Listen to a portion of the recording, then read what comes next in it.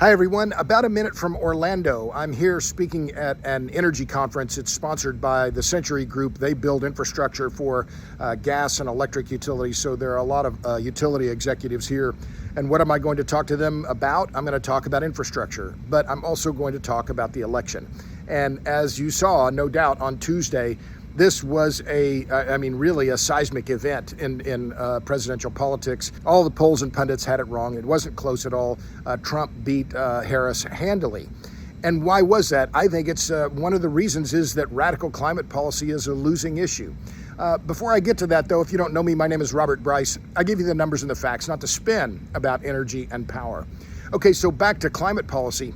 This has been one of the main themes of this election. And of course, Harris tried to run away and distance herself from the policies that were implemented during the Biden administration.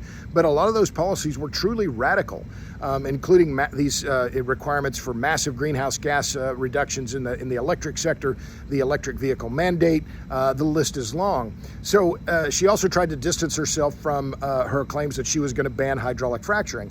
Well, you can't win Pennsylvania, which is the second largest gas producing state in America, by banning hydraulic fracturing. It's a losing issue.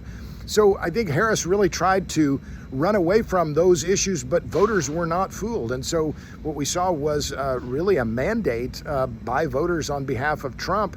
And a lot of it was due to the energy policy that Harris and the Biden administration were promoting. Two other quick points. There were two issues on the different locations across the country around. There were essentially referendums on natural gas, one in Washington State and one in Berkeley, California. And in both cases, and in both of those locations, obviously, Harris won big, both in Washington State and in Alameda County, where Berkeley is.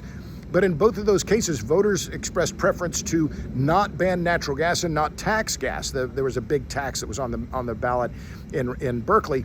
It went down by about 2-1, even though in Alameda County, voters went for Harris about 3-1. So these issues matter, and voters care about energy and energy prices. And I think this election, of course, it was about a lot of issues. Energy wasn't the only issue, but it was a key issue. And I think that was clearly shown in the results on Tuesday. Okay, I'll stop there. By the way, I wrote about this on my Substack, and you know where to find me on Substack, robertbryce.substack.com. Thanks a lot. See ya.